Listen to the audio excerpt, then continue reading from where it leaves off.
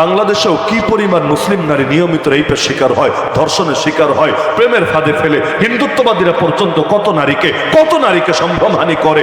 এমনকি বিগত বছর দুয়েক আগে পত্রিকা এসেছিল বাংলাদেশ থেকে অন্তত ৬৬,০০০ নারীকে ইন্ডিয়ার বিভিন্ন পতিতালয়ে পাচার করে দেওয়া হয়েছে, যাদের সবচাইতে বড় অংশকে প্রেমের ফাঁদে ফেলে প্রেমের নাটক সাজিয়ে তাদেরকে অন্য ধর্মের লোকদের কাছে ওখানে পাঠিয়ে দেওয়া হয়েছে বেশ্যাবৃত্তি করার জন্য। অথচ মুসলিম নারীর ইজ্জত রক্ষা করার জন্য কয়জনের গরজ আছে, কয়জনের উদ্যোগ আছে? আর উদ্যোগ থাকবে কোত্থেকে? নিজেরাই তো এমন জাতিতে পরিণত হয়েছে আমরা, আমাদের কাছেই তো মুসলিম নারীদের ইজ্জত ঠিকঠাক ভাবে সুরক্ষিত না। আপনার চোখ থেকেই মুসলিম নারী বাঁচতে পারে না, আপনার ঝামেলা থেকেই মুসলিম নারী বাঁচতে পারে না, তো আপনি কি ইজ্জত হেফাজত করবেন? অথচ একটা যুগ ছিল খ্রিস্টান নারী পর্যন্ত চিঠি লিখে পাঠিয়েছিল মুসলমানদের কাছে। ওই তারেক বিন জিয়াদ স্পেন বিজয় করেছে, ঘটনা সবাই জানে, তো ঘটনার পেছনেও ঘটনা থাকে। কেন যেতে হলো তাকে স্পেনে? পুরো ইতিহাস পড়লে দেখবেন সিরেফ একজন খ্রিস্টান মেয়ের চিঠির পরিপ্রেক্ষিতে। সে ছিল ওই সময় এক মন্ত্রীর মেয়ে, তো মন্ত্রীর মেয়ে হলেও তার দেশের বাদশার কুনজর পড়েছে তার উপরে, এজন্য দিনের পর দিন তাকে অন্যায়ভাবে ভোগ দখল করেছে। সে চিন্তা করছিল বিচার দিবে কার কাছে? রক্ষকে যদি ভক্ষক হয়ে যায় তাহলে বিচারের বাণী তো তখন নিবৃতে কেঁদে যায়, কার কাছে বিচারটা দিবে? এক মুসলিম নারীকে বেইজ্জতি করলো এক ইহুদি। কিভাবে? মুসলিম নারী গিয়েছিলেন ইহুদির দোকানে, স্বর্ণের দোকান। তো দোকান তো সব দোকান তো আর মুসলমানের দোকান হয় না, আপনাকেও তো বিভিন্ন প্রয়োজনে অনেক সময় অন্য ধর্মের দোকানদারের দোকানেও যেতে হয়। তো তিনি গেলেন মদিনার বাজারে, সেই বাজারে এক স্বর্ণের দোকানে গেলেন। স্বর্ণের দোকানদার সেই সময় তাকে একটা প্রস্তাব দিল। এর মাত্র কিছুদিন আগে পর্দার বিধান চূড়ান্তভাবে নাজিল হয়েছে, এবার মুসলিম নারীরা নিজেদের চেহারাও আবৃত করে রাখে পরপুরুষের সামনে থেকে। সেই দোকানদার এবার তাকে বলল, তুমি তোমার চেহারাটা খোলো, তোমার সৌন্দর্য আমাকে দেখাও, তাহলে আমি তোমাকে, তুমি যে স্বর্ণ কিনতে এখানে এসেছো, আমি বিশাল ছাড় দিয়ে দিব, তোমার জন্য বড় ধরনের অফার থাকবে, কিন্তু শর্ত হলো তোমার সৌন্দর্যটা আমাকে দেখাতে হবে। মূল উদ্দেশ্য শুধুমাত্র এক নারীর চেহারা দেখা না, বরং মূল উদ্দেশ্য ইসলামের একটা বিধানকে অপমানিত করা, মুসলিম নারীকে দুনিয়ার চোখে ছোট করা। এ কারণে সে তাকে প্রস্তাব দিল, কিন্তু সেই নারী এক বাক্যে তার প্রস্তাবকে প্রত্যাখ্যান করলো। আর যে কোনো পবিত্র নারী, সতীসাধী নারী, তার মানসিকতা এমনই হয়, প্রয়োজনে সে জান দিতে রাজি হয় কিন্তু নিজের ইজ্জত দিতে রাজি হয় না। তো সে স্পষ্টভাবে বলল, আমি কিছুতেই পারবো না। এবার সেই ইহুদি দোকানদার তার এক দুষ্ট বন্ধুকে ইশারা দিল, সেই তার বন্ধু পেছন দিক থেকে এসে সেই মুসলিম নারী, সে তো বসা একটা চেয়ারে একটা টুলের মধ্যে বসা, তার কাপড়ের নিচের অংশটাকে তার মাথায় যে হিজাব আছে এটার সাথে কৌশলে বেঁধে দিল। তাহলে আপনার লুঙ্গিকেও যদি আপনার মাথায় টুপির সাথে বেঁধে দেওয়া হয়, পাগড়ির সাথে বেঁধে দেওয়া হয়, কি হবে? যতক্ষণ বসা আছেন তো আছেন, যেই মাত্র উঠে দাঁড়াবেন তখন উপর দিক থেকে টান পড়বে এবং পেছন দিক থেকে আপনার লজ্জাস্থান প্রকাশিত হয়ে যাবে। তো সেই মুসলিম নারী যতক্ষণ বসা ছিলেন তিনি টের তো পান নাই, যেই মাত্র উঠে দাঁড়িয়েছেন উপর দিক থেকে টান পড়েছে, সঙ্গে সঙ্গে পেছন দিক থেকে তার শরীরের অংশটা প্রকাশিত হয়ে গিয়েছে। তিনি অপমানে, তিনি এটাতে উত্তেজিত হয়ে সঙ্গে সঙ্গে চিৎকার করে বলে উঠলেন, হ্যাঁ, একজন মুসলিম যুবক কি নাই যে আমার ইজ্জত রক্ষা করবে এবং এই জালেমকে তার উপযুক্ত প্রাপ্য বুঝিয়ে দিবে? তিনি চিৎকার করতে দেরি একজন মুসলমান যুবক সেই বাজারে ছিলেন। আর আগেকার যুগে তরবারি অথবা খঞ্জর অথবা ছুরি এগুলো মানুষ সাথে সাথেই রাখতো, কারণ তখন সমাজে নিরাপত্তারও বহুত ঘাটতি ছিল। তখন তো আর আলাদা কোনো বাহিনী টাহিনীও নাই, পুলিশ বাহিনী, নিরাপত্তা দেওয়ার বাহিনী, যে কোনো জায়গায় ছিনতাই হতে পারে, রাহাজানি হতে পারে, চাঁদাবাজ আসতে পারে, ডাকাতি হতে পারে, এমনকি বিভিন্ন ধরনের জীবজন্তুও সামনে আসতে পারে। বাংলাদেশেও যারা পাহাড় অঞ্চলে থাকে সেই পার্বত্য এলাকায় গেলে দেখবেন ওরাও পাহাড়ে হাঁটা চলার সময় হাতের মধ্যে ওই দায়ের চাইতে বড় সাইজের একটা জিনিস আছে, এটা রাখে। এটার জন্য আর্মিও তাদেরকে ঝামেলা করে না, পুলিশও তাদেরকে ঝামেলা করে না, কারণ জানে এখানে নিরাপদ থাকতে চাইলে হাতে কিছু রাখাই লাগবে, তাহলে হঠাৎ সাপও আসতে পারে, বাঘও আসতে পারে, ভয়ঙ্কর কোনো প্রাণী আসতে পারে।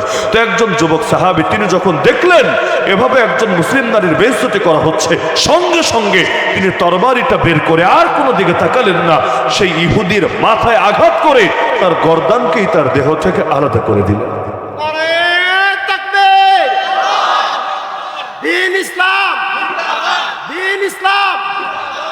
এবার বাকি ইহুদিরা সকলে ঐক্যবদ্ধ হয়ে গেল, এত বড় সাহস আমাদের বাজারে এসে আমাদের লোককে এভাবে মেরে দিয়ে যাবে। তারা সকলে তাকে ঘেরাও করে ফেললো।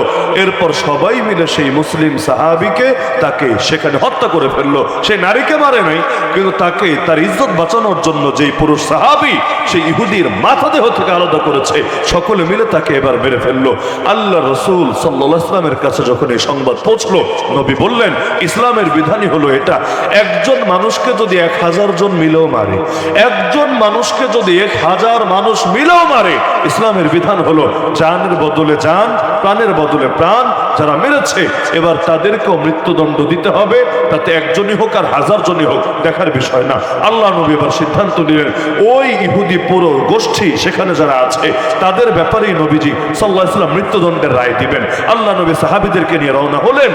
এমন সময় মুনাফিকদের নেতা, মুনাফিকদের লিডার আব্দুল্লাহ বিন উবাই ইবনে সালুল নবীকে বাধা দিল, ইয়া রাসূলুল্লাহ, আমি আপনাকে ওদের বিরুদ্ধে অ্যাকশন নিতে দেব না। মুসলিম নারীর বেইজ্জতি হয়েছে, এতে তার দিলে কষ্ট নাই, মুসলিম নারীর জন্য কিছু করবে এটা নিয়েও তার গরজ নাই, কিন্তু আল্লাহর নবীকে অ্যাকশন নিতে দিবে না, আল্লাহর নবীকে ইহুদিদের বিরুদ্ধে অবস্থান নিতে দিবে না। ওই বাংলাদেশেও দেখবেন কিছু লোক এমন আছে, ওই বাউল নামের 2 পয়সার ফাউল আমার আল্লাহকে নিয়ে যদি কটূক্তি করে, আমার আল্লাহর সাথে বেয়াদবি করে, ওই সময় তাদের মুখে প্রতিবাদ আসবে না, ওই সময় তাদের দলীয় কোনো বিবৃতি আসবে না, ওই সময় তারা আমার আল্লাহর পক্ষে দাঁড়িয়ে ওই গোষ্ঠীর বিরুদ্ধে একটা কথাও বলবে না। কিন্তু যখন সাধারণ মানুষ উত্তেজিত হবে, যখন সাধারণ মানুষ সেই বেয়াদবের বিরুদ্ধে, কটূক্তিকারের বিরুদ্ধে অবস্থান নেবে, আর এটা তো স্বাভাবিকই বটে, ইট মারলে পাটকেল তো খাওয়াই লাগবে, আঘাত করলে প্রতিঘাত তো সবাই লাগবে। সাধারণ মানুষ যখন জ্বলে উঠবে, ওই সময় দেখবেন ওই নেতারা উল্টা সাধারণ মানুষকে জঙ্গি, উগ্রবাদী, ধর্মান্ধ বিভিন্নভাবে গালি দিচ্ছে। তার মানে আল্লাহকে কটূক্তি করলে ওদের কলিজায় আগুন জ্বলে না, কিন্তু কটূক্তিকারের বিরুদ্ধে পাবলিক মাঠে নামলে তখন আর নিজেদের লেজ লুকায় রাখতে পারে না।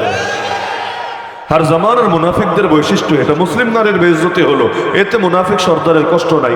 একজন সাহাবীকে শহীদ করা হলো, এতেও তার দিলে কষ্ট নাই। নবী কেন একসঙ্গে যাবেন, এবার আর তার দিলে কষ্টের শেষ নাই, বাধা দিল। আল্লাহ নবী বলেন সর্বদা সামনে থেকে, এখান থেকে সরে যা তুই, আমি তোর কথায় আল্লাহর আইন পরিবর্তন করতে পারবো না। একটা পর্যায়ে সে যখন বারবার বলেও থামাতে পারছিল না, এমনকি ওমর রাদিয়াল্লাহু আনহু তেমনি রাগী মানুষ। ওমর রাদিয়াল্লাহু আনহু বলেন, ইয়া রাসূলুল্লাহ, আমারে খালি অনুমতি দেন এই মুনাফিকের কল্লায় উড়ায় দিই। ওনার তো কল্লা উড়ানোর নিচে কোনো আলাপই নাই। ওমর রাদিয়াল্লাহু আনহু সাধারণ বাক্যই হলো এগুলো, দানি আদরিব উনুকা হাযাল মুনাফিক, আমারে খালি ছাড়েন এই মুনাফিকের কল্লায় উড়ায় দিই। আল্লাহ নবী শান্ত করলেন, না রে ওমর, মুনাফিকের কপালে তো আর মুনাফিক লেখা থাকে না, সমাজের চোখে সেও তো মুসলমান, তাই না? অমুসলিমদের চোখে তো সব একই। এখন তুমি যদি তার বিরুদ্ধে অ্যাকশনে নামো, তাহলে ইসলামের দুশমনরা এটাকে ইসলামের বিরুদ্ধে একটা প্রোপাগান্ডা ছড়াতে অস্ত্র হিসাবে কাজে লাগাবে। বলবে দেখ, মুসলমানই তো নিরাপদ না মুসলমানের কাছে, একটু 19-20 হলে একজন আর একজনকে মেরে ফেলে, সুতরাং মানুষ ভয় পাবে, আগামীতে মুসলমান হতে ভয় পাবে। সুতরাং তুমি অ্যাকশনে যাওয়ার দরকার নাই, আপাতত নিজেদের বিরুদ্ধে লড়াই করার কোনো প্রয়োজন নাই, আমরা ওদের বিষয়টা হাওয়ালা করে দিলাম আল্লাহর উপরে। কিন্তু মুনাফিক সর্দার কোনোভাবেই থামছে না। অবশেষে নবীজির কাপড়ের মধ্যে হাত ঢুকে কাপড় ধরে টান দিল, খবরদার, ওদের সাথে আমার চুক্তি আছে, চুক্তিবদ্ধ, সুতরাং ওদের উপর আঘাত করা মানে আমার উপর আঘাত করা, আর আমি যেহেতু সর্দার, আমার উপর আঘাত করা মানে আমার পুরো গোষ্ঠীর উপর আঘাত করা। সুতরাং যদি এবার আপনি ওদের বিরুদ্ধে অ্যাকশনে যেতে চান, তাহলে এটা হবে আমার বিরুদ্ধে অ্যাকশনে যাওয়া।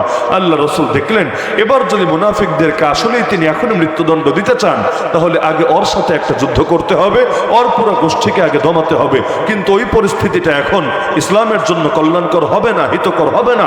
এজন্য নবী বললেন, কিন্তু মুসলিম নারীর ইজ্জত এত সস্তা হতে পারে না, আমরা ওদেরকে এমনি ছেড়ে দিব।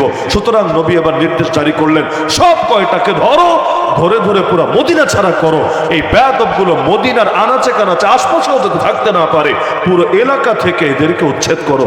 অবশেষে সেই মুসলিম নারীর ইজ্জত রক্ষার জন্য পুরো গোষ্ঠীটাকে উচ্ছেদ করে যাওয়া হলো। তাহলে কি বুঝলেন, নবীজির কাছে মুসলিম নারীর ইজ্জতের দাম ছিল নাকি ছিল না? অথচ এই বাংলাদেশেও কি পরিমাণ মুসলিম নারী নিয়মিত রেপের শিকার হয়, ধর্ষণের শিকার হয়, প্রেমের ফাঁদে ফেলে হিন্দুত্ববাদীরা পর্যন্ত কত নারীকে সম্ভ্রমহানি করে। এমনকি বিগত বছর দুয়েক আগে পত্রিকা এসেছিল বাংলাদেশ থেকে অন্তত 66,000 নারীকে ইন্ডিয়ার বিভিন্ন পতিতালয়ে পাচার করে দেওয়া হয়েছে, যাদের সবচাইতে বড় অংশকে প্রেমের ফাঁদে ফেলে প্রেমের নাটক সাজিয়ে তাদেরকে অন্য ধর্মের লোকদের কাছে ওখানে পাঠিয়ে দেওয়া হয়েছে বেশ্যাবৃত্তি করার জন্য। অথচ মুসলিম নারীর ইজ্জত রক্ষা করার জন্য কয়জনের গরজ আছে, কয়জনের উদ্যোগ আছে? আর উদ্যোগ থাকবে কোত্থেকে? নিজেরাই তো এমন জাতিতে পরিণত হয়েছে আমরা, আমাদের কাছেই তো মুসলিম নারীদের ইজ্জত ঠিকঠাক ভাবে সুরক্ষিত না। আপনার চোখ থেকেই মুসলিম নারী বাঁচতে পারে না, আপনার ঝামেলা থেকেই মুসলিম নারী বাঁচতে পারে না, তো আপনি কি ইজ্জত হেফাজত করবেন? অথচ একটা যুগ ছিল খ্রিস্টান নারী পর্যন্ত চিঠি লিখে পাঠিয়েছিল মুসলমানদের কাছে। ওই তারেক বিন জিয়াদ স্পেন বিজয় করেছে, ঘটনা সবাই জানে, তো ঘটনার পেছনেও ঘটনা থাকে। কেন যেতে হলো তাকে স্পেনে? পুরো ইতিহাস পড়লে দেখবেন সিরেফ একজন খ্রিস্টান মেয়ের চিঠির পরিপ্রেক্ষিতে। সে ছিল ওই সময় এক মন্ত্রীর মেয়ে, তো মন্ত্রীর মেয়ে হলেও তার দেশের বাদশার কুনজর পড়েছে তার উপরে, এজন্য দিনের পর দিন তাকে অন্যায়ভাবে ভোগ দখল করেছে। সে চিন্তা করছিল বিচার দিবে কার কাছে?